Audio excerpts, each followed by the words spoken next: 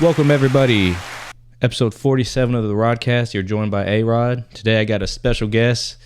Real live day one, man. Real live day one, Mr. Alex Doche, AD. Let's go. Yes, sir. Yes, sir. Man, I know I always say this. I feel like I say this with every guest, but this is a big honor. I know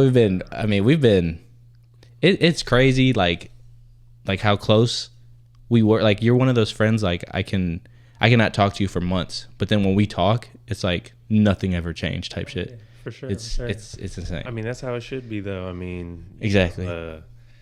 Distance doesn't change anything. You know, we're all out here trying to, figure life out. Exactly. Yeah. Out, everyone's going down their own paths and stuff, but you already know, bro. Yeah. It's always all love. Yeah, and it definitely has been. I mean, I've got to. I mean, we'll talk about who Mr. AD is, how we met. Just what we got going on now, and then some fun current events going on. I don't know if you guys can tell. This is a really big motherfucker right here. So, Bro, I'm really not that big. Bro. How tall are you? 6'6", 6'7". Okay, you're that's coming from me, 5'7" on a good day. Yeah, but you gotta think about it, bro. Like, playing basketball, like, exactly 6'7", like, that's like average height. How do you think I felt? Yeah, nah, I get it. But shoot, straight to it. I mean, first we're gonna just talk about how we met. I want to say summer 2017. Was it? Or was it sooner than that? It might have been sooner than that, because I think I was out of high school. I came to Austin 2014, 2015. I want to say 17. Okay. And I worked a job at the local YMCA. Yep. I worked like the early hours, like, because I wanted to get that shit over with to enjoy the rest of my day. And I'm like you always want to make time go by fast on those early morning shifts. And then I'm like, yo, who are these two people in the gym at 5 a.m? And it was Mr. Doche and his father. Yep. You guys were getting after it. And I was like, damn, it is 5 a.m. Like, they would beat me there sometimes, making me look bad in front of my boss. But hey, man, early bird gets the worm. Yeah, facts. So that's kind of how we met. I mean, I just saw you guys always training. And I think one day I just said, do you mind if I like work with you or some shit like that? And then I want to say you made me throw up that day too. I don't know, maybe. I mean, honestly, bro, it's crazy you say that, because like a lot of like my like close friends that I have like in my life and stuff, it was like scenarios like that where I'd be working out in the gym, and like they'd see me in there all the time working out, and they would just ask like, oh, like they'd come up, talk to me, ask if they could work with me, or we would just start talking and stuff, and then we start working out together, and it just became like a iron sharpens iron type shit. Yeah, for sure. Because with me, like, I was just always looking for ways to get better, and like for me, I always just enjoyed working with people that wanted to get better, wanted to work hard, just because I was somebody that had to work extremely hard to be a good player. So anybody that wanted to work out, like, I was all for it all the time. Like, they had my respect. Yeah. And I was lucky to have made that leap to earn that, because I mean we definitely were in the gym like every day that summer. I felt like every day. I mean my dad, you already know, like, my dad played basketball like overseas and everything, so like since I was a kid, like, he always kind of like pushed me with like work ethic and stuff like that. So it kind of just was always natural for me. I just always was in the gym, like, ever since I was a kid. Yeah. So I mean, that was just me. That was how I always was. Yeah, we'll talk about that. Just tell the people where you're from and just how you grew for the love of basketball. So I grew up in Rochester, New York, in upstate New York, near Buffalo. Grew up there, lived there my whole life till I was like, through high school. My dad, like I said, he played pro overseas, so I was actually born in France.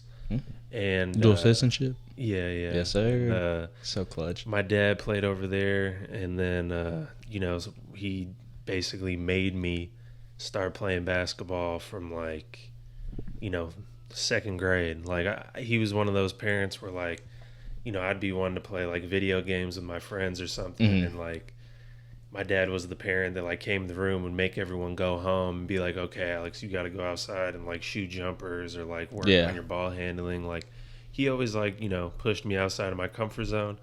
And like, honestly, when I was younger, I didn't really I wasn't too crazy about it Yeah. until like, cause when you're young, like you're not always, Yeah. You great. just want to be a kid. Yeah, you want to Yeah. be a kid. You want to play with your friends. You want to play outside. Like, just do kid shit. Play video games. Yeah. But then like when I hit like fourth grade is when I started to become like really good for my age. And then like once I started seeing like success and having fun, then like I fell in love with it and I was obsessed. Like all I would do was like watch NBA with my dad, come home from Yeah. school, play 2K, like Just all basketball. yeah, just everything was basketball all the time. Damn. But yeah, so then my dad put a ball in my hand from a young age, and then I was just always in the gym. Even my dad, like he played until he was like 41. Like he'd play in like men's tournaments and all kinds of stuff. Like he tore his ACL twice, and then the second time he did it, he didn't have surgery for like 5-6 years, so he didn't play basketball for like 5-6 years. Just thugged it out. He just didn't play. Like he was just lifting weights, and then at like 39, 40 years old, he decided to play again. And then it was crazy because like I was like a teenager at that point, or like I was getting to be a teenager, and my dad had like basically he had been playing pickup with some guys, and there was like a money tournament that I would always come to like our hometown every summer. Up in New York? Yeah, for like $25K. I can only imagine the atmosphere. Yeah, it was wild. I mean, don't get me wrong, bro. Like Rochester, like there ain't shit going on out there, bro. Like there's nothing to do out there. Like it's not like New York City, people hear you say like, "Oh, you're from New York." And like you really got to tell people like, "No, like I'm not from New York City. Like, I'm from upstate New York, like near Buffalo." Like it's not it's like someone saying I'm from Houston and like Austin, like the difference, I guess. I mean, ish. Nah, bro. Like Rochester, like bro, there ain't nothing going on. Nothing. Like one of the best things that ever happened to me was leaving Rochester. Yeah. Honestly, but yeah. So like there was that 25K tournament. My dad played, and he was like the oldest guy playing in the tournament. There were like former NBA players, like there are overseas guys playing in it, and his team ended up winning, and like they won 25K and shit. And like I always remember as a kid, like that was one of like my favorite memories, like basketball wise, like watching my dad playing stuff. Like I'd always go watch him play, like since I was a kid. And then like as I got older, I would start going and playing pickup with him. I'd play in men's leagues with him, and then like it just became like who I was, bro. I was just a basketball junkie. Yeah, like, definitely. All the time, like everything was basketball. Watching basketball, everything. No other sports interested you? Because you look like you could have been the next Travis Kelce too. I'm not going. Honestly, bro, I played football like 1 year when I was like in fourth grade. Yeah. And then like, I don't know, just at the time, like I just wasn't really messing with it. And I too focused on basketball, probably. I mean, I even did baseball. I did baseball from 4th to 7th grade, and I was actually good at baseball, and I didn't even work on baseball at all. Yeah. I was a pitcher, and like my last year, I played baseball in 7th grade, like in Little League, like. I made like the all-star team and the regional team. It was kind of like AAU for Little League. And I was on that, and we won a championship and all this stuff. But like after 7th grade, I was just like, I just want to focus all my time on basketball. Yeah, and just like invest, everything. I'm definitely the right choice. Shit. Yeah, it ended up being the right choice. Yeah. I mean, you already know, like I had some bumps in the road, but but it great college career. Yeah, I mean, it started off bumpy. Exactly. I started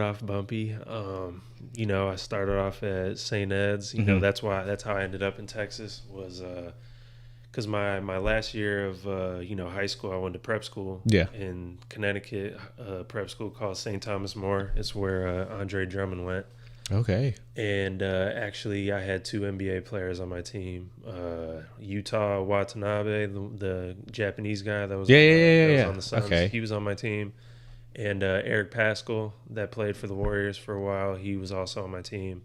Our whole team, it was stacked. Everyone got scholarships. It was like a basketball factory, basically. But I didn't even really get to play much that year because I broke my foot. Mm-hmm. So all the higher schools that were recruiting me stopped recruiting me, and then basically all my other options were D2. which I was fine with. And it was just ironic that like the year I was at prep school, my parents moved to Austin, Oh Austin wow. area, and then Coach Cook, the coach of Yeah, yeah, St. Edwards, he was from New York, and like he had been in contact, like he knew like my AU coaches and stuff. And yeah. also like I got in contact with him, and then he started recruiting me, and then I basically went on one college visit, bro, That to was St. Ed's, and it barely took me to Sixth Street and shit, and yeah. I can already imagine. yeah, and I ended up committing, and then I went there. Honestly, bro, like for me, early on in my college career, I was kind of like my own worst enemy. Yeah, Like it's always hard just trying to get your feet wet and trying to, I mean, it wasn't even that. Like for me, I feel like it was mostly like maturity wise. I just didn't have the maturity. Like growing up in Rochester, like I kind of was just like living wild. I was kind of a yeah, wild boy. Like I didn't really think before I did stuff, and like when I went to college, like I didn't really understand like the sacrifices you have to make as a collegiate athlete to be, successful or to be a good one. yeah, And at the time, like when I first got to Austin, I was so caught up in like, the nightlife and all this other stuff. And like I redshirted my first year because I was coming back from injury, and I showed up like, I wasn't in good shape when I came to St. Ed's. So I redshirted, and then the whole year I redshirted, instead of taking advantage of it, like I was, wilding out, partying and yeah, stuff like that. And then, like honestly, bro, like it just ended up like it just probably wasn't for the time in my life that I was in with my maturity wise, it just like wasn't probably the best fit for me. yeah. And St. Ed's is a great program. Coach Cook is a great coach. Nice school, good Yeah, school, all great that. school, great program. It was just, for me at the time, like they had certain things that they expected Yeah, out of their players. And, I probably just maturity wise, I wasn't, just right place, wrong time yeah, type. exactly. And then, I ended up leaving there, and then I ended up having to go the NAI route because, Yeah, my grades were screwed up and stuff. And then I ended up at OLU. yeah, yeah, yeah. Up in With San Antonio. in San Antonio with that team, and like that experience, bro, like really changed me, honestly. Yeah, I was gonna say, what kind of checked you into like getting yourself like? I mean, honestly, I won't get too much into it, but when I left St. Edwards, I went back home to New York, and I was there for like a semester, and basically I got into some trouble, and I kind of just realized that I needed to like, change how I was living and Yeah, change, what I was doing. And so then, when I went to OLU, it was kind of like, it was very different from St. Ed's. Don't get me wrong. Like, and it like, it you got was, Mexicans out there, man. bro, it wasn't, you're funny. It wasn't even that, bro. It was just like, you go to St. Ed's where it's like, you're expected all these things like academically, and like Yeah, you can't, it's very strict academically, you can't miss class, all this other stuff. yeah, And then like I go to OLU, and it's like everyone's kind of a transfer, everyone's kind of got a story, and yeah. like it's It's more kind of, lenient.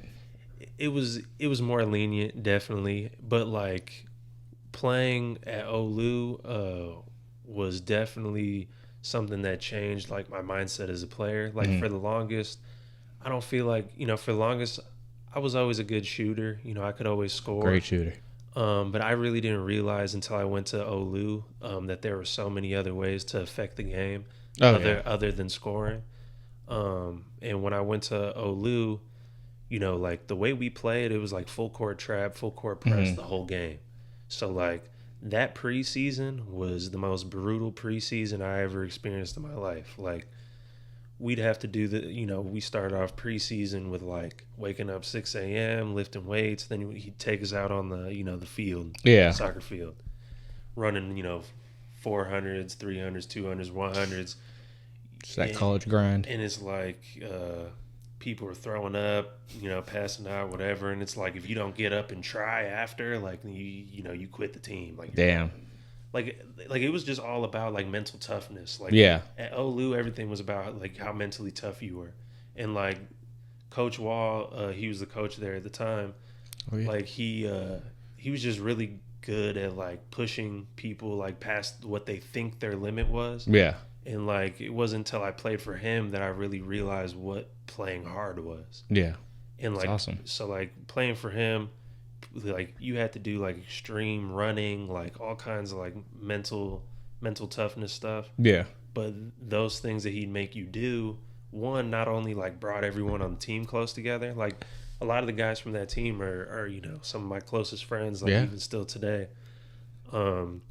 So that all like, you know, made us, you know, like brothers basically. And then like also it brought like a, you know, success to the team. Like we were tougher than most teams we played. Like we weren't always the biggest. Like a lot of time I was playing like the 5 or you know, whatever. But you know, we just played harder than everyone, and we won a shit ton of games. And then, you know, we ended up having a successful year and going to the Elite Eight and all this other stuff. And I mean, playing there though, like for me to get on the court, I couldn't, you know, I wasn't thinking about scoring. Yeah. So like, Just the right play. yeah, so like there, I was just thinking about, okay, playing as hard as I could play. Yeah. And playing there, like we had rules. So like everyone had like 4 people, or it was either 4 or 3 people had to crash the boards, every offensive boards every time. Every time you don't crash the boards, as soon as you don't crash the boards, you like he's sending somebody else into the game to come get you. Mm-hmm. But the thing that I liked about it was you come out the game, like if you screw up a rule or something that you were supposed to do, you know, you come out the game, he'll tell you about it, and like you know you're gonna go back into the game because the way he would sub was like it didn't matter who you were. Like if you screw up a rule, you're coming out, the next guy's coming in. So it just takes out that favoritism that, you know. Yeah, it was just like rapid substitutions like all the time. But like playing there, bro, is like when I really like got into like rebounding. Yeah. Like I was never like a huge rebounder until I went there, and then when I went there, I realized like, okay, one way I can get on the court here is by, you know, rebounding. So I'd always go for the boards, offensive, defensive. Easy double you were. Yeah, I mean, it got to that point. And then, you know, just playing hard. And then, you know, unfortunately that year, after that year, some things happened, like with coaching changes and stuff. And then me and a bunch of like, you know, my teammates from Olu, we wanted to play with each other our senior year, and we ended up going to HT with my, you know, my guy Hendo. Yeah. That's my dog. Let's talk about that, man. All-American season. Like, damn. Yeah. I'm not saying when you met me, like, things started going crazy. Because when you were talking about the slump and shit, like, I never saw that. Like, literally every season I saw you do, you just went dummy. Especially senior year. That shit was insane. Yeah, bro. We had a good team. You had a Kansas fan base, I'll tell you that. back when I was at home, people were like, damn, that white boy's got a strap, like, for real. And I was like, you have no idea. Yeah, bro. I could shoot a little bit, man. Yeah, but senior year, man, holy shit. Yeah, we had a real good team, bro. We were real talented. You know, I feel like we definitely underachieved, honestly. I mean, we didn't have a bad year, but we definitely could have had a better year. Yeah. But for me personally, yeah, I mean, it was a good year. I mean, the end of my junior year at Olu is really what like propelled my confidence going into my senior year. And then like going into my senior year at HT, like I was, you know, my work ethic was like dialed in. Like going into my senior year, like first off, like we just came from the Elite Eight the year before. Like all I wanted to do was like, you know, go back to the national tournament, be successful again. What's that like, real quick? I mean, it was one of the best like basketball experiences ever, bro. Just because like before we went to the national tournament, there was a lot of drama and stuff that happened at Olu, and a lot of people were counting us out. They didn't expect us to like go far, and then we went there and. You know, like we came together and played well, and you know we ended up going all the way to the Elite Eight, and then you know we lost to a really good William Penn team. Oh yeah, who's you know really good, and you know, but it was a great experience, and like that experience at nationals like really helped me personally, confidence wise, and then you know I just kind of took like the work ethic that I built my junior year, and then the summer going into my senior year, like I just was all in, just like working out every day. So I will say, when I used to work out with Alex, he hated leg day. Yeah, bro. Honestly, yeah. Hated leg day. hated I was like, damn, I got a good pump in the chest and the arms. I couldn't feel my arms for like 2 days. It felt like, I mean, like when I look back on it, I definitely should have been training legs a lot more. For me, honestly, it was just like where I was just always sore. Like I'd be working out, yeah, I'd be working out on the court so much, like with basketball work, that like my legs were always like fucking sore. yeah, I just would never want to do legs. But I definitely, looking back on it now and the knowledge I know now with like yeah. fitness and like you know, things with athletes and stuff like that, I definitely should have done legs more. Um, but yeah, bro, it's just going into my senior year, I was just like completely locked in on just like wanting to win and Yeah. and like having a, you know, a big year. And then, you know, I ended up having a good year at HT. Yes, sir. And then, you know, after that season, I, uh, stayed in the gym, kept working out, got an agent, and then eventually in September, I ended up getting my first contract overseas, going to Yep. play in Spain, which was you know, it was a very different experience. You Yeah. know, I had never been to Europe my whole life until then. And, you know, my dad played over there. So, like, I always, you know, growing up, I was always like, oh, yeah, I just want to, you know, I want to play professionally. Like, Yeah. I want to, like, you know, play, you know, make money playing basketball one day. And, you know, I went to Spain. And, like, it was hard at first just because, you know, I was out there. And Definitely homesick.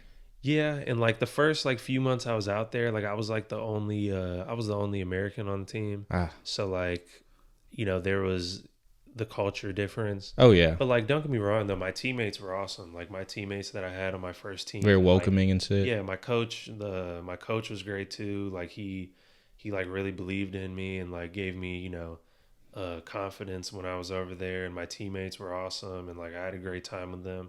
And then eventually, like they ended up signing another guy who was from Canada. Mm-hmm. And so then, you know, when he got over there, it was better. But like, it was an adjustment at first, bro, because playing overseas and playing like here in the States, it's two completely different games. A lot of people don't understand that, right? Yeah. So like a lot of people just look at like, you know, hooping is hooping. Exactly. Yeah. Playing basketball is playing basketball. But you know, like over here, it's a lot more. It's like more Street fast ballers. pace. It's there's more ISO. Yeah. A lot more one on one. You go over there, it's like all sets, all offenses. Like, you know, everyone's touching the ball. It's That's like, in pickup too.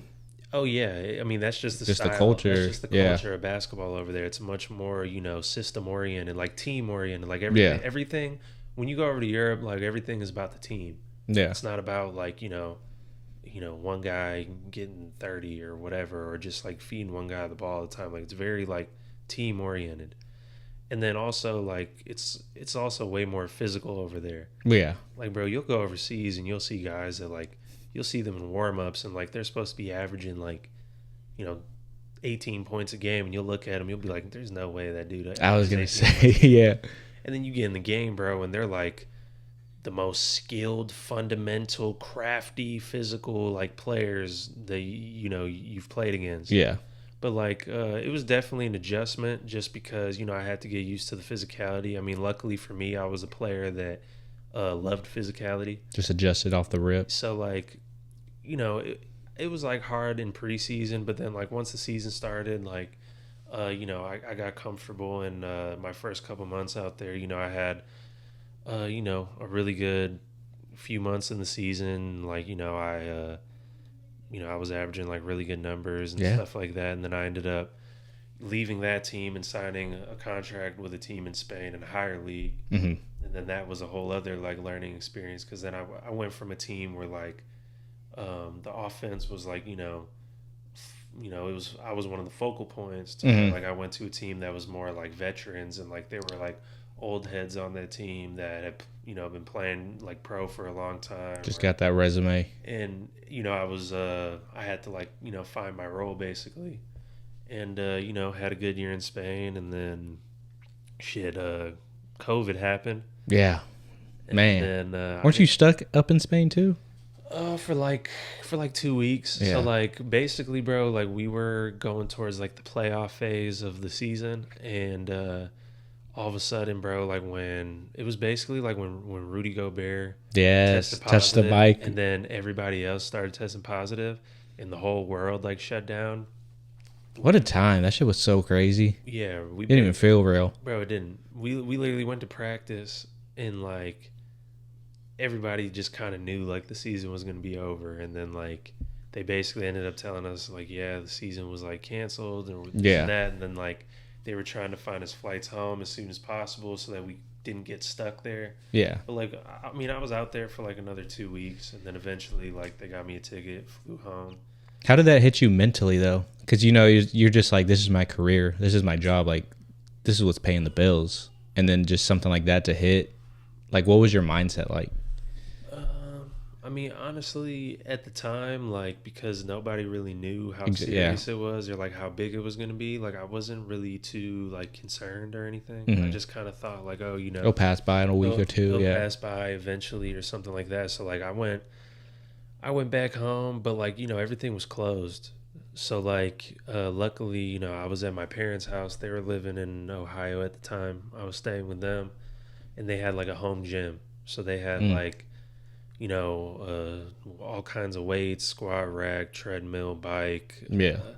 everything basically I needed to like stay in shape. So like the whole time COVID was happening, even though the gyms were closed, like I was still like working out every day. And That's then eventually, I left and came back to Texas, and then I was in San Antonio that summer. And then once I got to San Antonio, like I hit up some trainers and stuff and just started getting in the gym, working out and everything. And, then after that, I mean, I signed late because everyone was signing late because of COVID. I went to Germany. Yeah. Yeah. And I was in Germany for a while, for about like 4 months. That was a hard year for me personally, just because like when we were in Germany, bro, like you literally couldn't like there was nothing to do because How strict it was. Like Germany was so strict with COVID. It was like, you go to practice. I mean, there were some restaurants that were open. The grocery store was open. The bank was open. Like, there wasn't too much going on. And then like I was out there 4 months, and then like one of my teammates tested positive for COVID, and then like they were testing us weekly in Germany. Damn. And when one person tested positive, it didn't matter if the whole rest of the team was negative. Everyone had to quarantine 14 days. Damn. And like when I say quarantine, like you're not leaving the apartment. Like you're staying there. Like you're not going anywhere for 2 weeks. So you just Another mental battle. bro, we'd just be sitting in the apartment for 2 weeks doing like nothing, watching TV, listening to music. Like, I mean, don't get me wrong. Like my coaches looked out and stuff. Like they got me like some dumbbells because Yeah. I've always been super into like fitness and lifting weights. So I would work out in my apartment, but like, bro, it just like with the quarantine stuff, it was hard for me mentally, and like unfortunately, it was tough because like I was having a really good start to the year. Like my first few games, like my first game, I had like 30, and then like the couple games after that, I had 20 something. We were winning. We were like, I don't know, 3-0, something like that. And then we quarantined for 2 weeks. We came back. And like It's hard to get the motion back, just like it was hard mentally, bro. I was kind of like mentally checked out. Yeah. I mean, I don't think anyone would blame that. Well, just because like when all this happened, like everyone was thinking like, oh, everyone's throwing out there like, oh, is the season going to be canceled? Because it wasn't just our team; it was a whole bunch of other teams. They were canceling games everywhere. There were games canceled every week. Yeah. And so people were always thinking like, oh, is the season going to get canceled? Is it going to get canceled? And for me, like mentally, I just like couldn't handle it. Yeah. So then, I ended up leaving. I came back home. I mean, when it comes to like my pro career, that's probably one of like that's one regret. I probably wish I would have like stuck it out if I could have, just because I was playing really well at the time and it seemed like a good situation. But everything happens for a reason. I mean, for me personally, like all my experiences, like I don't regret anything, just because everything I went through, made me who I am today. Yeah. And like even as a player, whether it's a player or as a person, like all my ups and downs helped me get to where I am now. But yeah, came back from Germany. I ended up signing a contract to go to Austria. That was a good situation. In a top league, we had a good team there. I had some other Americans on team, some vets that were awesome. They looked out for me, took me under their wing. Um, you know, that's probably the main situation that I wish I would have stayed at, just because regardless of the role, like if I would have just stuck it out and like did whatever role they wanted me to do, it would have helped me like further. Hmm. But I ended up getting another offer to go to a team in Spain in the league I played in, before. So then I left and went to Spain, played in Spain that year, then came back home, played in Spain, this last year, Hmm. and then that year was probably, honestly, bro, it was probably my most fun year in my experience as a basketball player. Yeah. Just because, don't get me wrong, like it was frustrating for me mentally at times, just because at times, when you're playing somewhere or in any situation, doesn't matter if what league or whatever, and just playing basketball. Yeah. If you're in a situation where like you feel like your role should be, like you feel like you can help the team more Oh yeah. than your role is allowing you to, Yeah. it can be very frustrating. And like for me, my last season in Spain, we would have some ups, then we'd have some downs. Like it was very like up and down. Yeah. Just very And inconsistent. for me personally, like I just always felt like I could be doing more to help the team Yeah. if my role would allow me to. Trust me, I feel that. I felt that. Yeah, I mean, I feel like any basketball player, like Yeah. at one point in their life, has felt that frustration, right? Where you feel like you could be doing more, like you have to, you know that you're capable of doing more to help the team. Yeah. And it's all from the right point of view. Like it's not like you trying to be selfish. No, like I just felt like I could do more. I mean, when I was playing overseas, bro, like don't get me wrong, when you're playing overseas, like it's a job, so it's like, of course you want to play well, because whatever job they're signing you to do, whether they want you to be the scorer, whether they want you to be a role player, whether they want you to be do all the dirty work, whatever it is, you do that job to the best of your ability and your team has success, you're going to get a better opportunity the next year. Because everybody wants like winners over there. Like they want people who like help teams win. Yeah.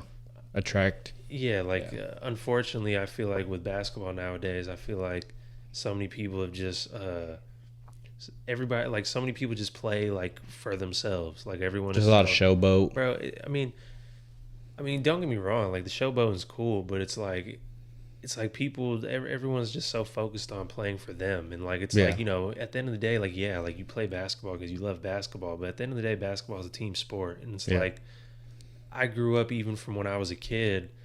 The high school I went to in Rochester, Fairport High School, it was very like a team oriented program. So like my high school coach, Coach Fitch, he's a great coach. He coaches with like USA basketball too on the side. He was a very like team oriented, like being a good teammate, playing together, all this stuff, playing the right way, making the right play. And like so many people have like talent, but it's like so many people like don't know like how to make the right play, what's the right pass, like just the extra pass that you like, all that, like just knowing how to play the right way. Yeah. You know what I mean? And that's why like I feel like a lot of people, like they don't care about winning. Oh yeah, I mean it's social media too nowadays. It's so easy. I mean, it's good and bad because it's so easy to get your name out there, but then you realize what's getting your name out there, so you have to probably play more selfish and just do out of pocket shit. I mean, don't get me wrong, it's hard too when you're trying to like advance as a player, because at the same time you do have to have like personal success to get into better situations, but at the same time, like people don't understand, right? Like if you're on the worst team in a league like at any level, and you're averaging 25-30 points a game, but your team sucks, you guys don't win, like you're not going to get a huge, like way better opportunity. Yeah, over the guy that's averaging like Over- probably like 14 points, And is on the- 7 assists, but number 1 in the league. Yeah, on the team that's lost one game the whole season. Yeah. Like, people don't understand that. And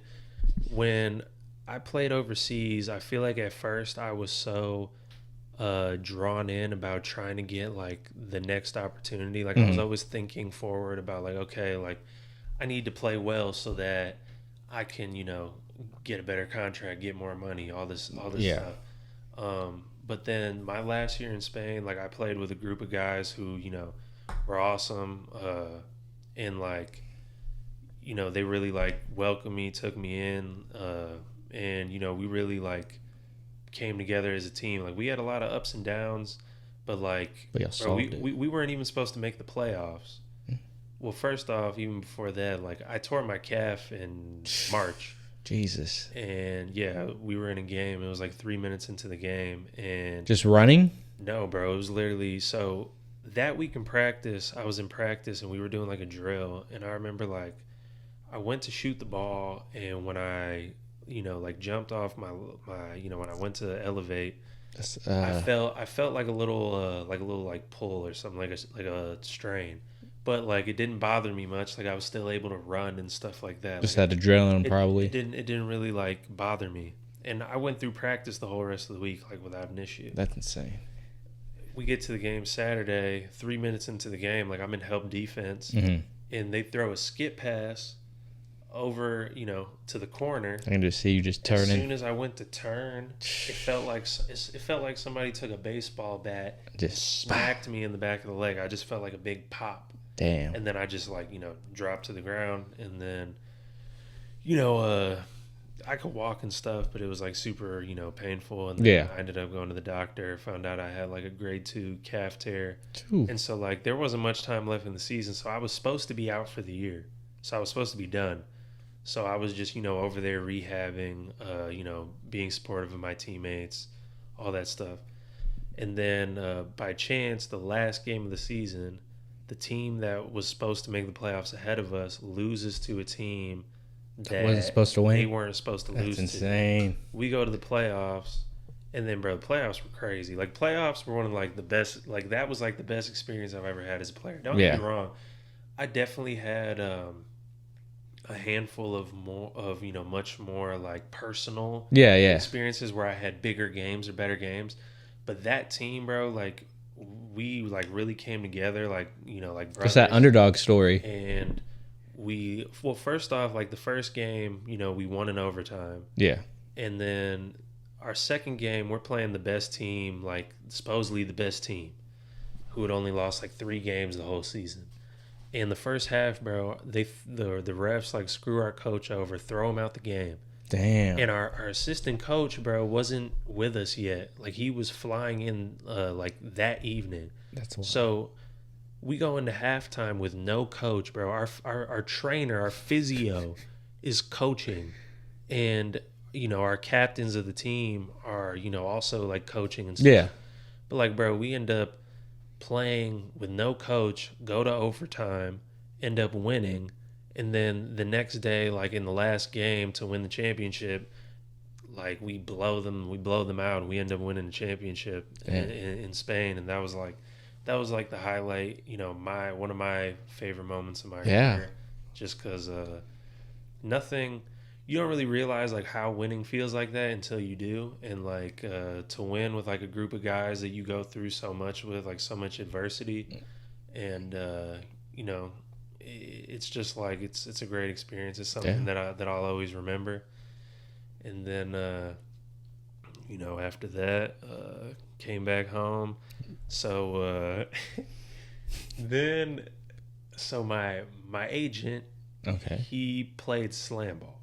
Okay, yeah, so that made its return. The people that know slam ball, it's basketball and football on Olympic trampolines, basically. Insane.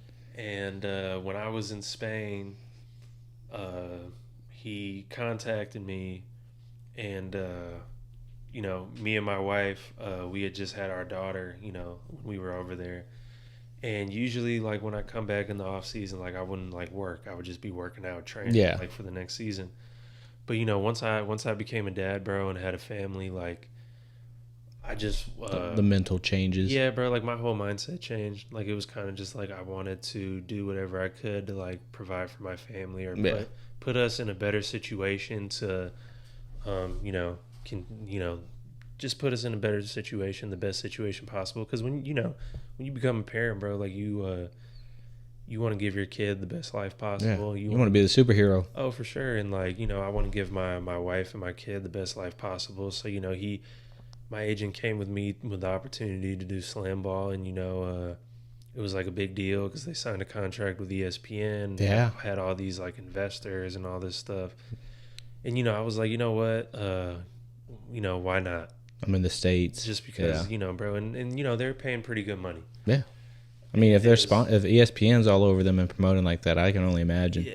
And so like, I went out to Vegas shortly after I got back, from Spain to go do that. And bro, like trust me, like when I told people I was gonna do it, like they're like, oh bro, like you're out of your mind, you're crazy, like all this stuff. But You talk about physicality from overseas and I mean, literally going to a league that. but you got to think about it though, bro. Like think about how I've always been, like how I played as a player, right? Like, Oh, yeah. I was never like a high flyer, but like Yeah.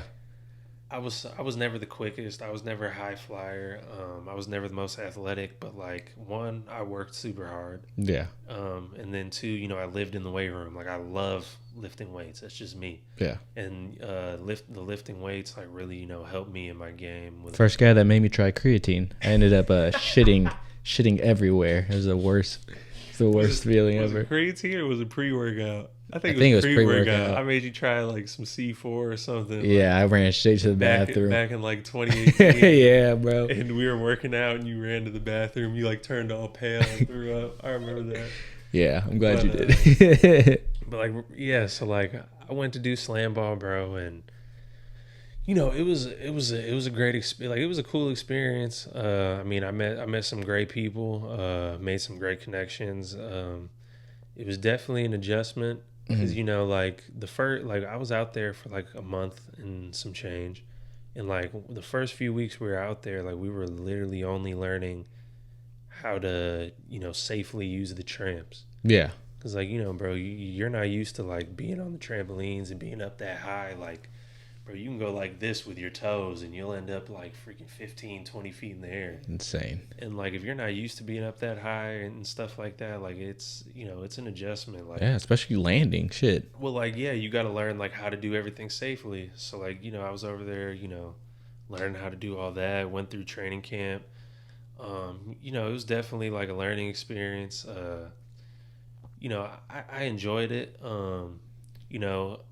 Got drafted to the Lava, which is a team in slam ball. It's a live name. Yeah, the Lava.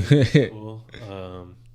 And then third day of practice, we were practicing jumping from the side tramps, and I just dunked from the right side tramp, for the first time, and I'm feeling good, all this stuff, and then the coach was like, oh, like let's try left side.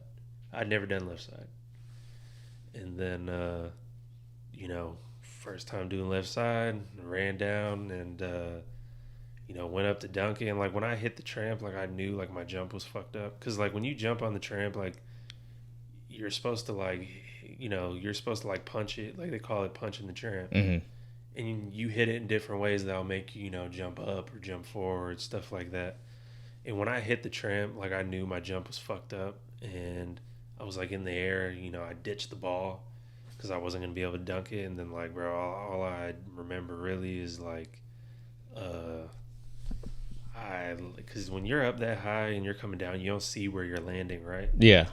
And my right leg landed first, and on like the padding, they have like padding around all the tramps, and my right leg landed on the padding, and my leg was straight, and all my weight was going forward. Oh man. And I literally just felt my leg, go. I literally just felt my knee and bottom part of my leg just go apart, and felt everything, pop, crack, crunch. Bro, when you sent me that shit, insane. Wait, which one? The picture of like your leg. After I Yes. had surgery. Yes. Yeah, Like, it so literally looked like a chunk was about to just get ripped out of you. yeah, so it was like I didn't know exactly what I did at that moment, but I knew it was really bad. Hmm. Um, I kind of like went into shock, uh, just because of how like extreme it was or whatever. You know, uh, Yeah, what'd you say? Dislocated kneecap? well, no. So what happened was when I landed, I basically dislocated my knee from my leg, Fuck that. and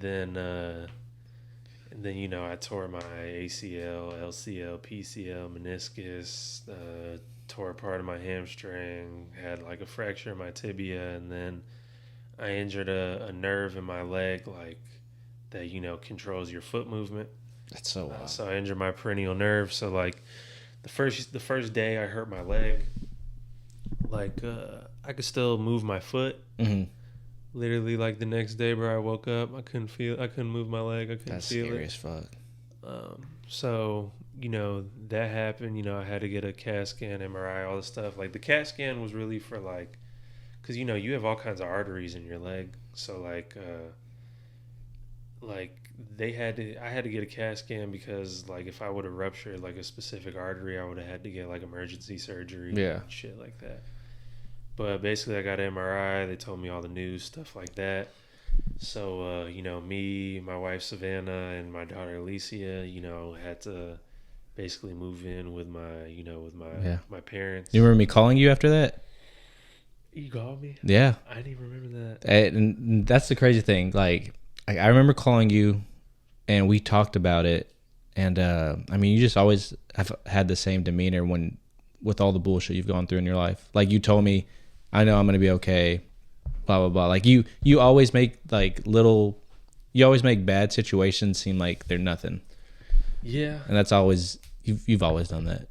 Yeah, I mean, I guess I try to be an optimist. Yeah. You know, I mean, that's gonna be good for your kid to look up to. You know what I mean? for sure. I mean, it was definitely tough. I mean, like, I didn't know, like, of course, when it happened, I didn't know how bad it was. I just knew it was bad. But basically, like, when they said I landed, my knee and my leg dislocated. And then, when I was in so much pain, like, when I grabbed my leg, like, it popped back in. Oh my god. But yeah, went back. We had to move in, to North Carolina for a minute. I went and got surgery at Duke. Basically, I had June 30th. It'll be a year. I mean, this week makes a year since my injury.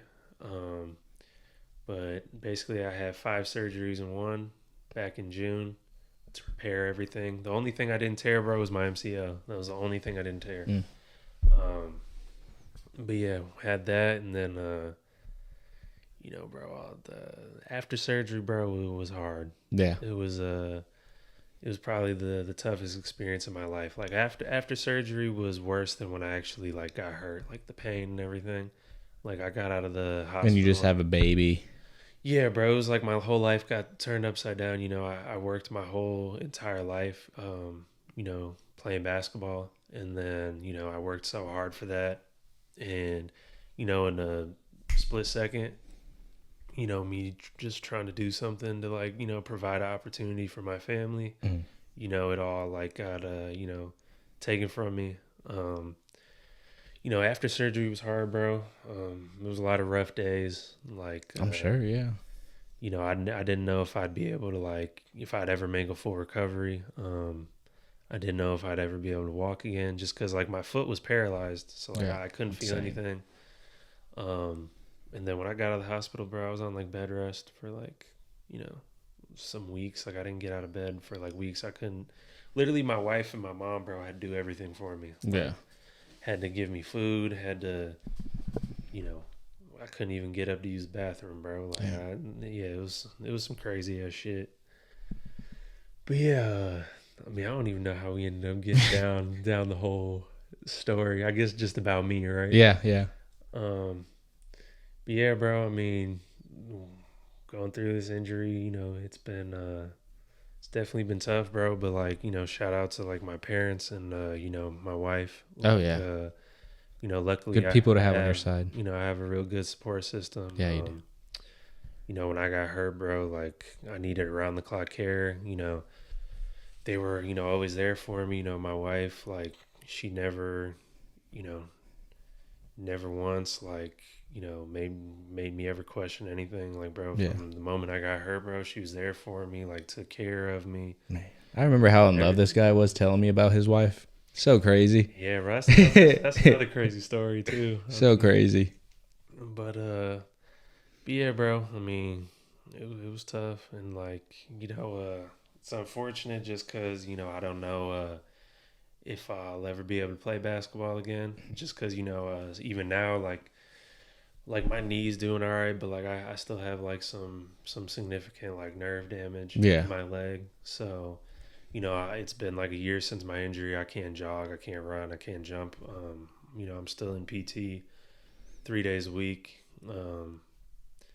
But I'm just thankful to be where I am today. I mean, to go from like not knowing, if I was ever going to be able to walk, Exactly. or, Yeah. bro, like there was at one point in my recovery where like I had to get like this like prosthetic brace for like my foot to like hold it up because I had a foot drop, so my foot would just hang. That's so scary.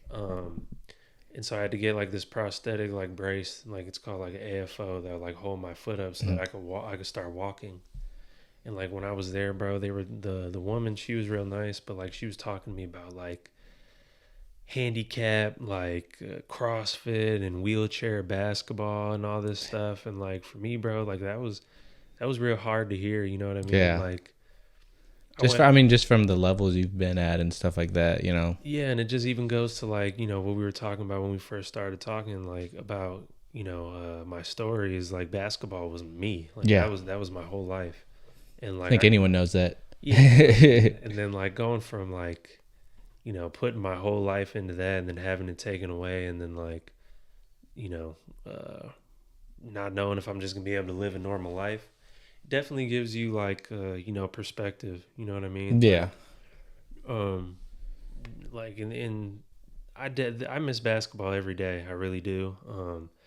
Hopefully, sometime in the future, I make a full recovery, and when I do, I can play, Yeah. again. Um, but like when you go through like the kind of injury that I went through, like it's hard to have it's hard to have bad days at this point. That's You know what I yeah. mean? And that's what I mean. That's a good ass mindset to have.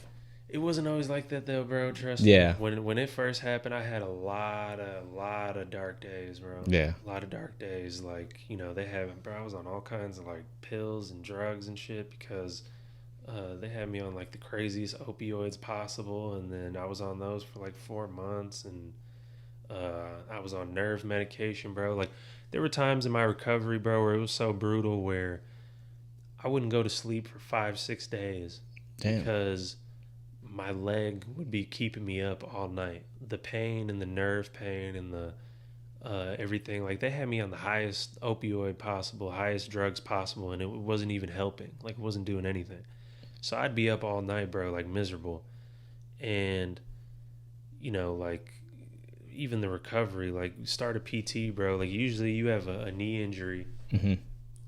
and when you have a knee injury, right after surgery, like you're supposed to start PT. But because of how significant mine was, I couldn't start PT until a month and a half after. That's wild. So when I started PT, bro, my leg was in a brace, like a brace from my hip down to my ankle, and it had just been locked straight for like over a month.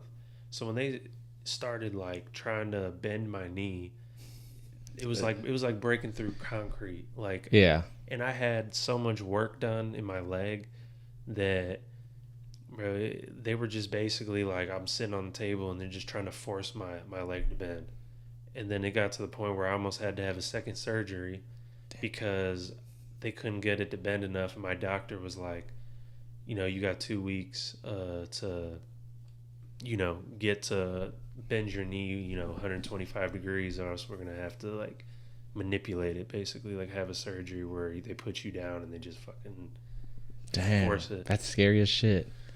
But luckily, like I had some great PTs at the time at Duke, and they helped me get it there. And then the nerve stuff was a whole other story. Like I never knew if I was gonna be able to like move my foot like fully. I had to do like a number of like nerve tests and all kinds of stuff where they like stick needles in your leg and test if you have nerve activity and shock you and all kinds of stuff. Damn.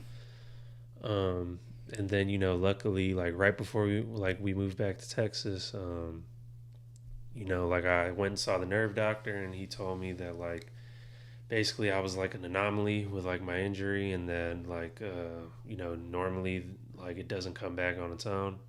But he said that luckily like my nerve was like waking up on its own. Damn.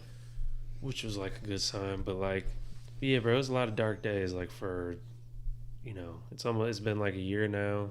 I'd say for like the first 6 to 8 months, bro, like was real hard. You know, just because like my whole life kind of stopped. Yeah. And I was just going through every day, like trying to like recover, and my whole life was based around me trying to get better.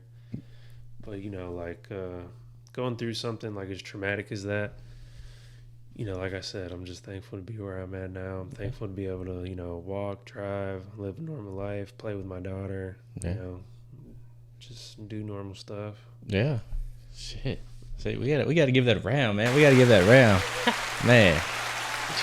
Why is people like getting me emotional on here for no fucking reason? It's ridiculous. Nah, bro. I mean, hey, I mean, bro, it's just one of those stories you just want to like. You're just one of those people like you want to see win. You know what I mean? I appreciate that. I mean, I feel like we've always had that kind of relationship. You know, like I mean, even with fatherhood, basketball, you were always someone I went to.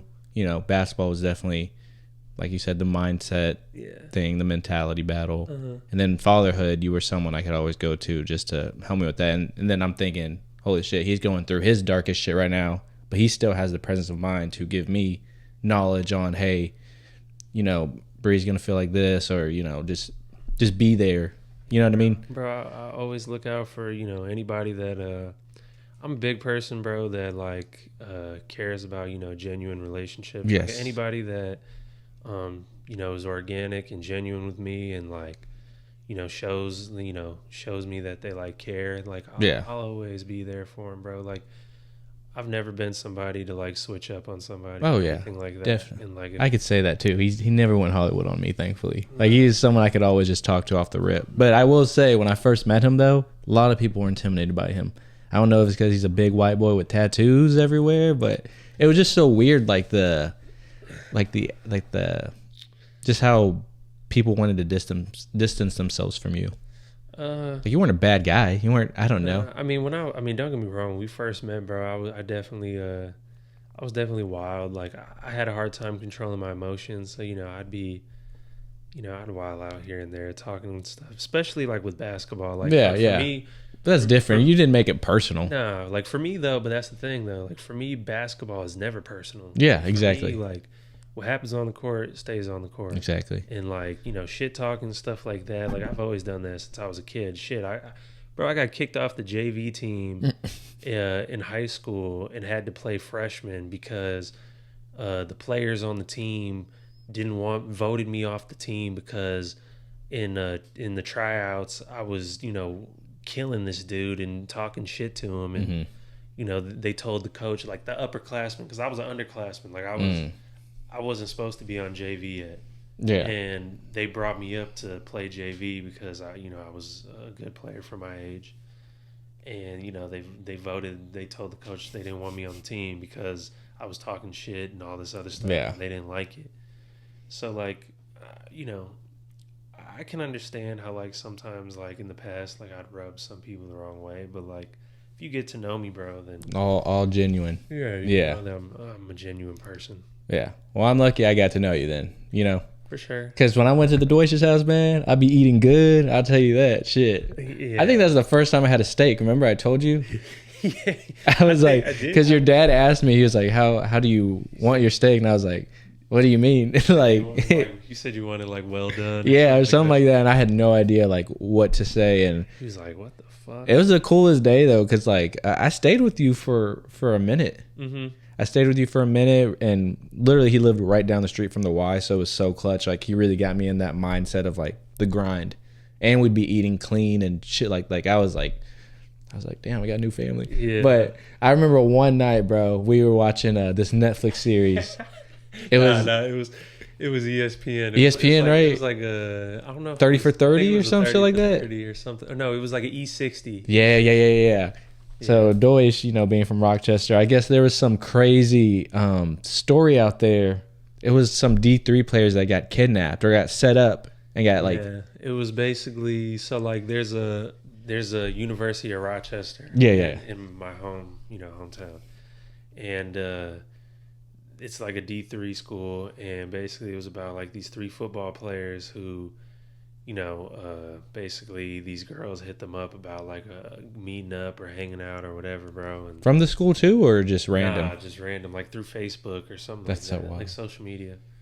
And basically they went over there and like it ended up being like a setup. Like they went in the house with these girls and like somebody came out with like a crowbar and like knocked them out and then like tied them up and tortured them for like multiple days. Like it was a crazy ass like episode. And I told you this before we started the podcast when you brought it up. Like you're laughing. It's really not a funny situation. It's not. It's just wild. It's wild, but like one of the girls who like set these people up, like I went to high school with, which is like fucked up. Yeah. But yeah, like they were like tortured for days, and they were like trying to make them like give them their debit cards and stuff to take money out, and then eventually like somehow they got rescued or something. Yeah, it was crazy. Yeah, it was wild. I remember watching that shit, and you were all tweaked out. Yeah, because I was just like, oh. Yeah, bro, Rochester, man, Rochester's crazy. Yeah. Like you said, I mean, it's one of those nothing to do, and sometimes it could be good or bad. Yeah, I mean, don't get me wrong though. Like one good thing about Rochester, bro, is like the basketball like family. Like yeah, the community. Like in Rochester, bro, like people love hoops. Like, yeah. Oh yeah. Like high school, college, whatever. Like people love basketball in Rochester, and it's like even growing up, bro. Something like in high school, bro, I played in front of some crazy ass crowds, like where the gym is so filled that there's people like standing under the baskets and sold out and all that. You got to get preset. Like it was wild, bro. Like we played, like people showed up for high school basketball in Rochester. Like, I know like high school basketball in Texas, like I know the talent is, phenomenal, but like I know like everybody's crazy out here about like football. Oh yeah, football. Man, you see the stadiums, but insane. Like, bro, Rochester, it's all about basketball. Yeah, like, high school basketball, like basketball and hockey. It's the main thing. I don't know about hockey.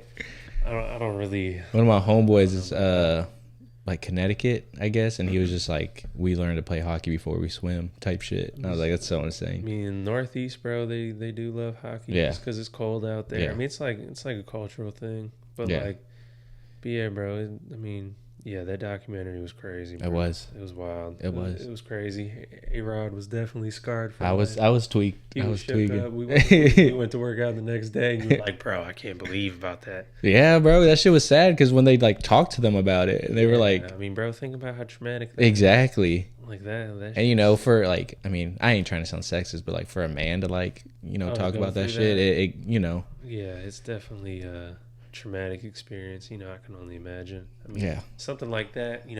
I mean, any traumatic experience was going to change you. Change you forever. I got a fun question for you. I talked about it to Bobby yesterday because or last episode because he's a pretty tatted up dude. Mm-hmm. You're a tatted up guy as we can see. How do you feel about people going under to get tattoos, like anesthesia?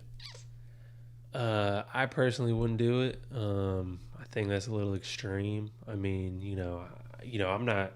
I'm not fully covered, but I have a good amount. You're 3/4, but okay. Nah, bro, I still need like my stomach and shit like that, and my back. But personally, I think that's a little extreme, bro. I mean, I've gotten tattoos on my neck, hands, legs, wherever.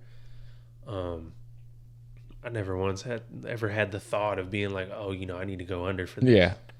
It's part of the process. Getting, the pain. Yeah, I mean, some people like it. I mean, me personally, I don't really mind it. Like, I just enjoy getting tattoos. Yeah. I started when I was like 16, so it's just kind of been like a part of me, something I like doing. Yeah. Is getting tattoos. I mean, they're all just like part of who I am. I mean, some of them, like some of them I got like in houses and shit like that. But like, honestly, bro, I would never like even cover any of them. Just, some people get like cover ups and shit. Yeah.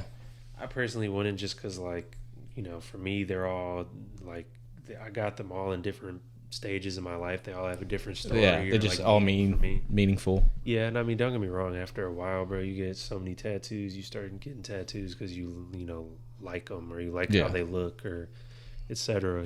See, that's my problem though, because like I want to get tattooed, but then I'm like, bro, I'm gonna be a grown ass man with a Squirtle tattoo. So then don't get something that don't get something you're gonna regret. I don't know if I'll regret it though. I just know I'll look goofy. I mean, it just depends. I mean, me personally, bro, like I don't really regret any of my tattoos. There's never been one where I'd be like, oh, I gotta get this covered up. Yeah. I don't really like regret any of them, honestly. Like, I'll be real. When I first got my tattoo, it's my mom's name. Sometimes she'd be pissing me off. I was like, the crazy thing is, my first one was my mom. Yeah. Right here. I remember. Yeah. But like, yeah, bro, I got it. I got it at this guy. Like, there was this dude when we were growing up.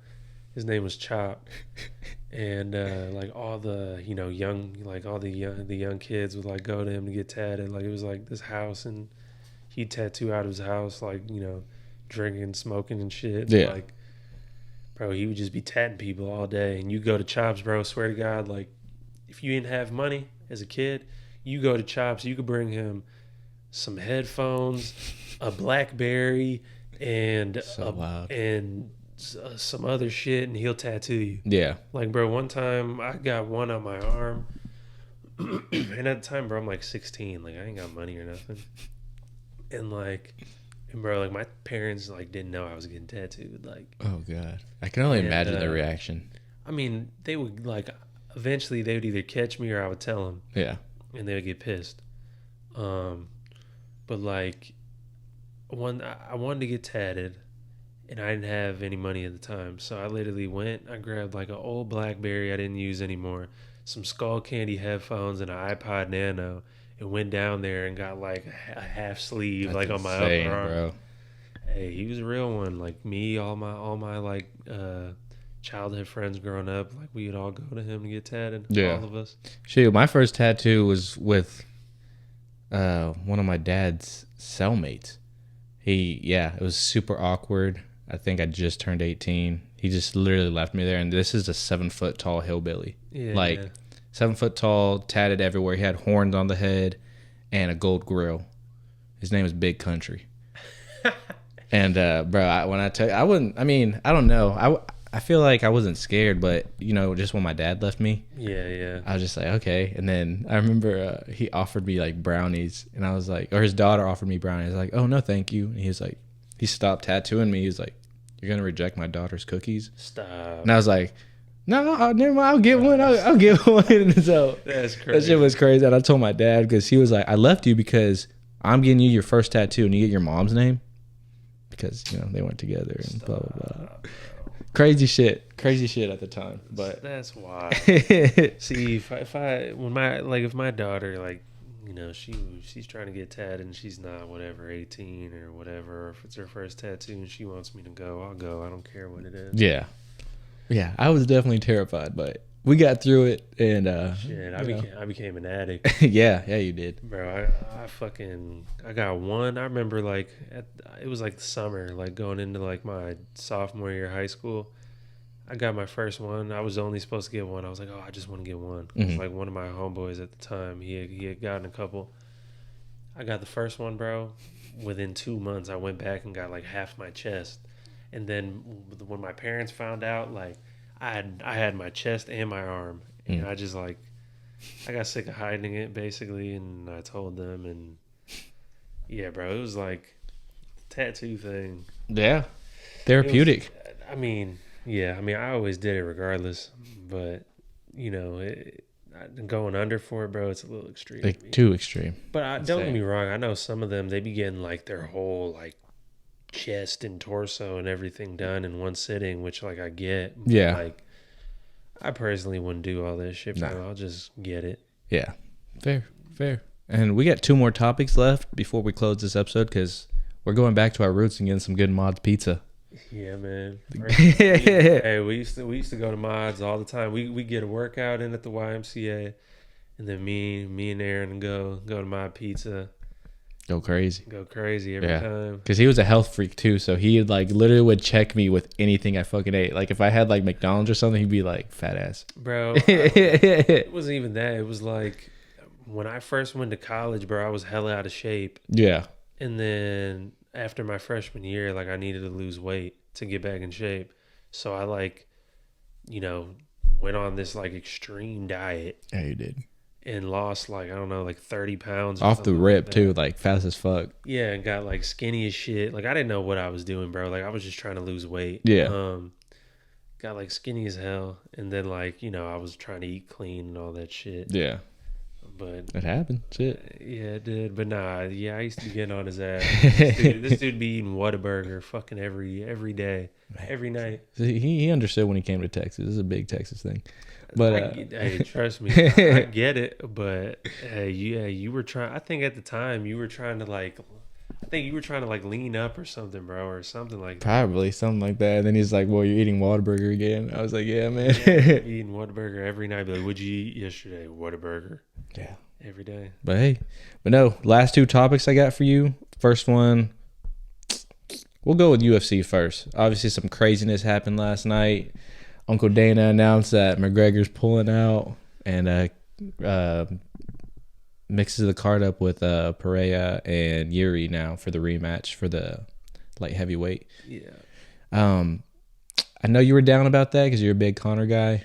I mean, I just want to see him fight, bro. I feel like that's everyone. I mean, yeah, I think like everyone just wants to see him fight, and then the fact that he was finally gonna fight This like, month. after all these years, like This month. in a couple weeks, Yeah.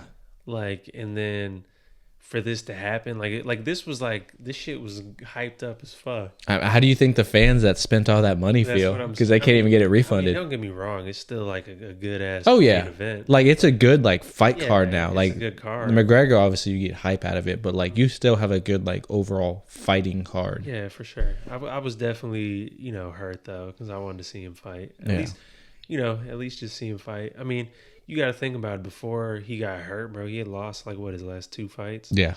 Like he hadn't won in a minute, bro. He was one of those too, though. Like with his leg, he had that nerve damage too. Mm-hmm. That they were showing in like the trailer too. When he broke it, he's like screaming, like not like out of like pain. He's just screaming like a maniac, like excited about going through this trial and tribulation. He's crazy. I mean, don't get me wrong though. Like the reason why I fuck with McGregor so much is because I watched they have the two documentaries. Yes. I watched both of those. Welfare checks from his wife and all that. I'm all for fucking, people had like coming up stories. Yes. And his story, he was like living in Ireland with his wife, it's his wife now, but it was his girlfriend at the time. And like he was like a plumber or something and living at his mom's house, and he basically quit his job to pursue UFC full time. Yeah, he was doing her welfare checks, like living off her welfare checks. Yeah, and that boy pursued UFC and fucking came up, but like also like he's just everything with him, like his success, don't get me wrong, he worked his ass off obviously. Just his aura in general too. People don't understand like how much like success it sometimes is like mental. Yeah. Yeah. Like, he like from the moment, even when he was like at his lowest point before he had his come up, like he believed like that he was gonna be what he was. Yeah. Like he always, the way he would talk about himself was he always knew that this was gonna happen. And a lot of people don't understand is like when you're like chasing a dream or anything in life that you want to accomplish, you have to manifest it. Like Savannah tells me this all the time. My wife tells me this all the time. That you have to manifest, greatness or success. Yeah. So like for you to, cause you could have all the skill in the world, but that's only part of it. A lot, like in any sport, basketball, UFC, it could be fucking soccer, football, whatever. Like skill is a big part. That mental, man. But mental is huge. Like if your mental is fucked up, it doesn't matter how skilled you are, you're not gonna have success. Yeah. And like he always believed he was gonna be, world champion and all this other shit, and built his way up. So like me, seeing him like fall the last couple of years and go through what he went through, I just want to see him fight. Yeah. And like, don't get we me could wrong. see it August, September, maybe. Yeah, I That's mean, what they're pushing now. I mean, they didn't say he's like done for good. They just said that like the fight's it's postponed and it'll be later this year. And yeah, I hope he fights. I mean, don't get me wrong. I know he's got all this money and he doesn't need to fight. Yeah, generational wealth for sure. But obviously, he has a passion for it. He loves it. So it's like of course he's gonna fight. It's funny you brought up the mental thing, like skills and mental, because it makes me think of when he fought Aldo for the title. Yeah. And he beat him in like 10 seconds. Yeah. And that was like one of the biggest mental breakdowns, like probably in UFC history. Because he really like fucked with him and got in his head and just slept him right 10 there. 10 seconds, boom, done. Crazy. Over. Crazy.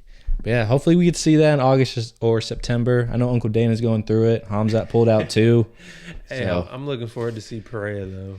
Oh yeah. Pereira's a sad. That man deserves his flowers. I think he's about to be in like his third title defense in like 8 months or some shit like that. Like he's already. He made insane. He made like a post this morning or something. Like bro. He's dangerous. He's dangerous. I like him a lot. Yeah. I like him. But he never backs down from a challenge. Shoot. And then kind of to wrap things up, last topic, NBA Finals. Game 4 is tonight. This episode will be on Monday, so hopefully we see another game, but I really don't want Dallas to get swept. It just sucks. Sorta. So here's where I'm at. I'm a big James Harden guy. Mm-hmm. People give a lot of criticism to James Harden. Yeah. And now it looks like Luka is getting that treatment with the defense, the foul baiting, just shit like that. Yeah. And it's kind of it's so hard to cheer for Dallas fans. I mean, I wanted Dallas to win, so like I wanted it to go to 7, man. I really did. I wanted Dallas to win just because I don't like the Celtics personally. I don't like them. Don't get me wrong though. Like Mazzulla is a great coach. Oh yeah. And they have a really good team. The tricky thing with the NBA, bro, is like a lot of times it's all about like matchups. So like, for example, even like if we go before the NBA Finals, like to how we got here, if Minnesota loses to Denver in Game 7, and then they go on to play Dallas in the conference finals. Yep. Denver beats Dallas. I think Denver would have repeated. Denver would not be a good matchup for Dallas, just like Minnesota was not the best matchup for Denver. Yeah. So it's all about matchups, and unfortunately, I feel like Boston. Don't get me wrong; they have a great team, but they are not a good matchup for Dallas. Yeah. But also though, don't get me wrong. Like a lot of people are coming at Luka, and I love Luka. Yeah, I love him. He's a phenomenal player. A lot of people, especially after this last game, are dogging him about like the whining to the refs and his defense, because don't get me wrong, Boston is going at him. Yeah, like they're literally singling him out and going at him. That's why he's in foul trouble. Yeah. But at the same time, like people also have to remember he's hurt. Yeah. And he's got a contusion in the chest. It's not even that. He's got like a hurt shoulder, a hurt ankle, a hurt knee. Like it's like sprained and shit. He's been hurt all throughout the playoffs. He's just playing through everything. Yeah. And like, don't get me wrong. Like when it comes to, injury reports and shit like that, like especially in the finals or in the playoffs, guys are gonna play through whatever if they can. Yeah, because this is their opportunity. Yeah, like they'll play through anything if they can. It's not like the regular season where it's like, oh, I sprained my ankle, I'm going to sit out 3 weeks. Yeah. You know what I mean? So it's like, yes, they are coming at him, and yes, does he whine to the refs too much? Definitely. But at the same time, like, he has been injured. Yeah. And I mean, I think it's a little bit, you brought up James Harden. I think it's a little bit different than James Harden. I mean, I think Luka has like that killer in him, like to win. Like he's a winner.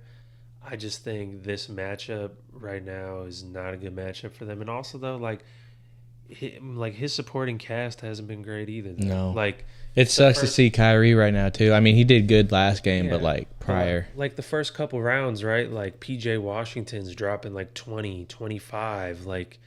Derrick Jones Jr. getting double doubles. Both bigs were like blocking shots, getting Lively didn't miss a field goal in the conference finals. Like Gafford is dunking on people. Like Yeah. it was a completely different team. I mean, you understand too. Like Tim Hardaway is their third leading scorer. He hasn't scored in Bro, that I don't downfall know is how insane. long. That downfall is insane. Well, he got hurt, and then his playing time like diminished. And then when he came back from being hurt for like some weeks, he had to like come Yeah. back, and like he just never came back. Like he Yeah. never got back in a groove. But like that's their third leading scorer. That's insane. Like their supporting cast hasn't been great either. But like Boston's has been just insane. oh yeah, and like Boston's a phenomenal shooting team, and they've been shooting the ball well. I mean, they shoot more threes than anybody, and if they're hitting, you're screwed. I will say though, I think the last call, the sixth foul on Luka last game, You can't call that in the finals. I mean, I don't even. They're over here talking about this. Is the thing I hate about the replay, right? Like nowadays, they digest the replay and make all these like fucking rules nowadays. Like they digest this shit so deeply that like they don't even like it's gotten too complex, too complicated. Yeah. Like for me, when I look at the play, I see when Brown hits Luka, you see his arm go like this. You see his arm lift up. In transition too. In the past, bro, like in the past, if you see an arm lift up, that's an offensive foul. Easily. And yes, he wasn't like set like to take a charge, but like in that play, at that point in the game, with how physical you're letting it be, like in the finals and in the playoffs in general, you're gonna call that, and then you go to replay and you say, oh well, he wasn't set. Yeah, but he got pushed. He wasn't set, but Brown pushed off. Exactly.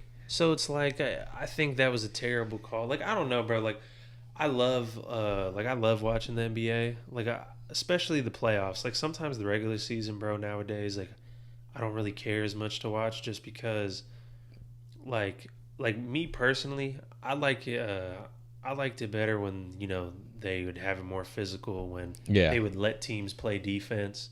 I think luckily these playoffs they've kind of brought that back. Definitely. Because the regular season, bro, there's teams scoring 150, 160 points in a game. Yeah, it looked like we're about to start almost touching 200. So I mean, the All-Star game they touched 200. Yeah. The All-Star game is a joke now. It is. Like they shouldn't even televise that at this point. It's All-Star, slam dunk.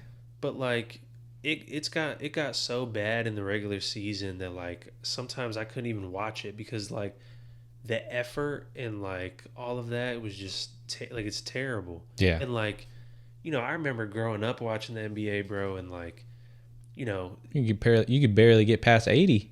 Exactly. Or like it's kind of like the same thing. You'd play like the Detroit Pistons in the early 2000s. Bro, there's some games you're dropping 60, 70. Yeah. But like you knew when you played the Pistons, you're about to be in for a night. Yep. And they were good, but like that was their style of play. Like every team had like their own style of play. Spurs were super fundamental, playing together. You had fucking the Suns when they had Nash, Amari, Sean Marion. Just, run and gun, played like no defense, but they scored a shit ton of points. Like teams had their different styles, and like nowadays, bro, with like all this like stars teaming up and like all this like touch fouls, and like you don't even allow the defense to play. Like you're putting the advantage completely in the offense's hands. The defensive guys like basically have to just stay in front and like put hands in faces and like pray that it doesn't go in. Yeah. Are we officially old heads? I mean, I feel like I'm getting old, bro, because I'm 29. I'm almost 30. I'm almost hitting dirty 30. But I know I'm not really young, bro. I just feel that way because you hear 30 and you're like, holy fuck. Yeah. But I mean, I don't feel like we're old heads yet. I mean, to the kids, yeah, probably. Oh yeah. We're definitely old heads to them, but like, nah, we're not old heads yet. But yeah, it's just I just can't stand in the NBA nowadays some of the shit that the way that they call the game and stuff. Luckily, the playoffs, they've kind of made it more physical. They've given more advantage to the defense. I think that's one of the main things that helped Minnesota against Denver. Yeah, it did. But yeah, bro, it just depends. Like me personally, I just think that I mean the refs drive me crazy in the NBA nowadays, bro. Like sometimes, and like people probably think I'm crazy for saying this, but like sometimes, bro, I'd rather watch fucking EuroLeague than watch the NBA. No, I don't During the think people would regular disagree. season. I really don't. Well, it's like obviously you have to be like somebody that really loves basketball. Yeah, exactly. If you really understand the game and love it, bro, you appreciate like The watching early, yeah. good basketball. Um, Or college. yeah, or college Yeah. too. Like during March Madness, bro. Like I wasn't watching. I wasn't watching any NBA. Yeah. I was watching straight March Madness every day. Me and Savannah and Alicia watching March Madness. Yeah. Every day, all the time. Shoot. But yeah, bro, finals have been unfortunately it's been a big disappointment. I was hoping Dallas was gonna keep the momentum, keep playing well. But yeah, it's been disappointing. I mean, honestly, bro, the last 2 years have been pretty disappointing. I mean, last year, don't get me wrong, I was glad to see Denver win last year because they're a real good team. Yeah. I hate this thing like surround around Denver too, right? Like when Denver lost, there were so many people that were saying like, "Oh my God, everyone just wanted Denver to be done because they're boring to watch." Yeah. Which is insane. People that say Denver is boring to watch don't understand the game. Like, you don't understand basketball. I was telling people that I felt like watching the old Spurs sped up. Exactly. Like it was so. Exactly. But that's what I'm saying is like, so many people just want to see guys go one-on-one. Like that shit's great, but that's not real basketball. I mean, that's what hurts being a James Harden stan, I got to see that, but what did we get out of it, But don't get me wrong, though. Like, players like that, I appreciate the greatness, like the skill. Like, I appreciate somebody like a James Harden. Like, I enjoy watching James Harden. But at the end of the day, like... It just seems like entertainment. I'd rather watch the Warriors of a few years ago. That, like, I'm not a Warriors fan. I'm a Toronto Raptors fan. Die hard. But I'd rather watch, the Warriors or the Nuggets or the Spurs or, teams that are playing, like, good brands of basketball. Yeah, shit. Even y'all in what years y'all won it? 19? Oh, in 2019. Yeah. Why? Shit, that squad was... Hey, I'll take our one championship. Yeah. I don't give a fuck. Yeah. I never won. Like, being a Raptors You got to see that. Yeah, being a Raptors fan, like, I never knew if we were ever going to win. Yeah. And, like, people, like, they always talk about, like, Kawhi left, blah, blah, he dogged you guys and left. I don't give a fuck. Yeah, you still got it. He still got a championship. He came here for a year and we won. Like, I really don't care. And then, like, the other people that say this, because people will say, like, oh, well, Clay was hurt. Clay got hurt and Durant got hurt. It's part of the game, man. Bro, people get hurt every year. Yep. Porzingis right now, hurt. Insane. Out of the playoffs. Like, every playoffs you ever... Shit, last year, even this year, Giannis. The whole East. Giannis, Dame, Halliburton. Like, injuries happen every playoff. Yeah. So, it's just part of the game. You never know, like, who's going to be healthy, who's not. That's the part about, basketball. Is exactly. Like, sometimes it's just, the right matchup at the right time or, the wrong matchup at the wrong time. Exactly. It just all depends. True. Yeah, man. Yeah, we just cooked that up, man. We cooked that up. That was good. We had a lot of catching up to do. I mean, yeah, we did. I haven't seen you in like 2 years. Yeah. I mean, a lot happened since then, bro. We're both fathers. Crazy. My first Father's Day this weekend. Hey, pretty excited. Hey, being a parent, being a father is the best thing in the world, bro. Yeah, it really is. That's the one thing I'll say is that. Even though I am mad at Sally, I told you, since she wanted to shit all over her crib. It's all phases. It happens. They go through phases, bro. It's just evil because she smirks at me. Never stays away. Like every time I pick her up, and she's just like. I feel you, but you got to think about it. I tell this to Savannah all the time. Like, they're just babies. Like, they're innocent. Like, I don't know. I don't know if that one's innocent. Dude, she's innocent. I promise you. She's innocent. She's not gonna have her first memory until she's like 3-4 years old. She's innocent. So do you believe babies have like good vision? I mean, it depends. Like, there was a certain point with Alicia where I knew she could see me because she would like. Because I know when they're young, they can only see like this far, but I'd be feeling like Sally can like see everything. I mean, every baby's different, bro. Everyone's different, but like, bro, being a father though, that thing, being a father and having my own family, bro, that definitely has been best thing that's ever happened to me I can tell. Yeah. outside of basketball. Swear down by Yeah. everything. I feel that. Like I love being a father more than anything. And honestly, like having a family is probably why going through what I went through, like with my injury, hasn't it's definitely been hard, but Yeah.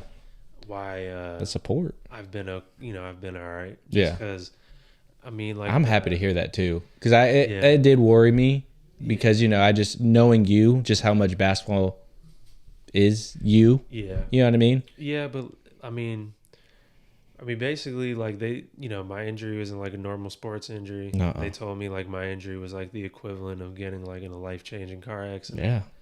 Flying like 20 feet in the air and landing.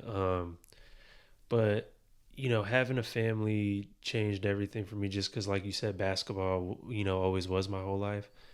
But I'll even say that like when I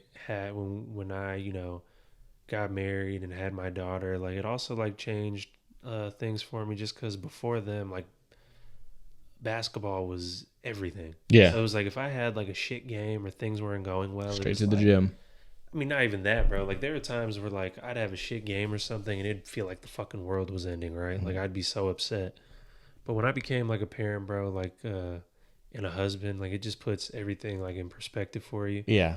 And then like going through my injury, it just really it shows you like what's truly like important in life.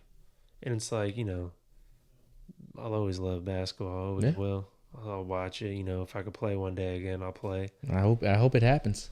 I mean, yeah, for now I'm just hitting the weights, but having a family is definitely, made my life, change for the better. Oh, I'm happy for you. I'm happy for your beautiful family, and happy you guys moved closer to me now. So now we get to hang out all the time. No, bro, it's lit. We're gonna be kicking it all the time. I mean, I'm happy for you, bro. It's crazy because like right after like we had Alicia, like boom, you hit me, like you told me, you're like, yeah, bro, like we're pregnant, we're gonna have a baby, and I was like, oh, it's lit. Like, yeah, so crazy. Yeah, because then it's always cool when you have friends that you grow up around, you can relate with. Yeah. I feel like you probably understand this too.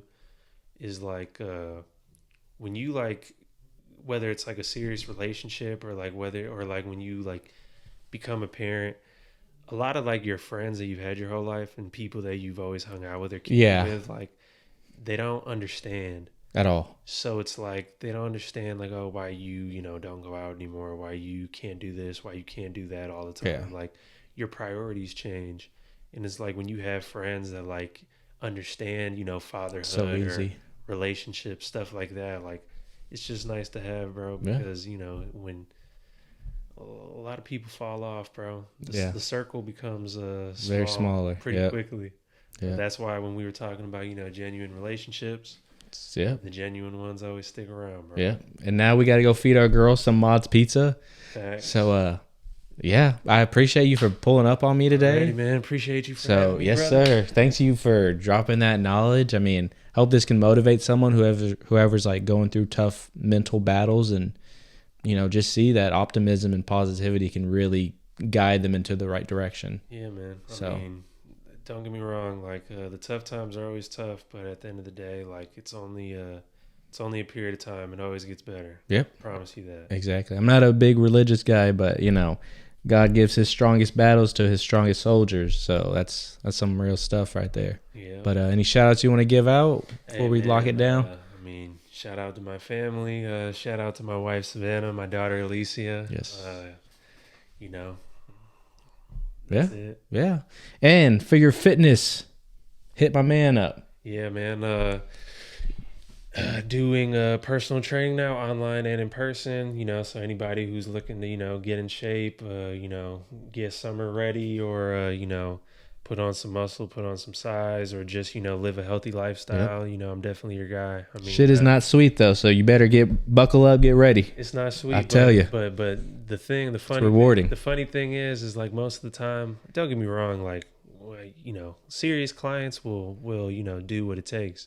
But a lot of people, as soon as you start talking about money, they disappear like that. But it's like, think about this, right? I give everyone this perspective real quick. you could either take care of your health now and live a healthy life and not have problems down the line, and you could pay a trainer or a fitness expert, whoever, to like help you like get on track like with a healthy lifestyle, or you could live like shit like you are and do what you're doing, and 10, 15, 20, 30 years down the line when you have all these health problems, you'll be paying the doctor, tens of thousands of dollars. So yeah, health is wealth. Health is wealth, my brother. It's a good way to end the show, man. It's a good way to end it. Again, I appreciate you. Appreciate you for having me, man. Oh yeah, I mean, we could do this again. Oh, for sure, anytime. More current events type stuff. Hey, I'm not too far now. Yeah, sweet. Well, that's episode 47 of the Rodcast. Again, I appreciate you, my guy.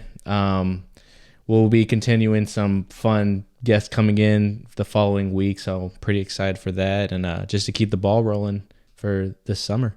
So, again, appreciate you guys. We'll be back at like a crack at next week. Thank you. Yes, sir. Yes, sir.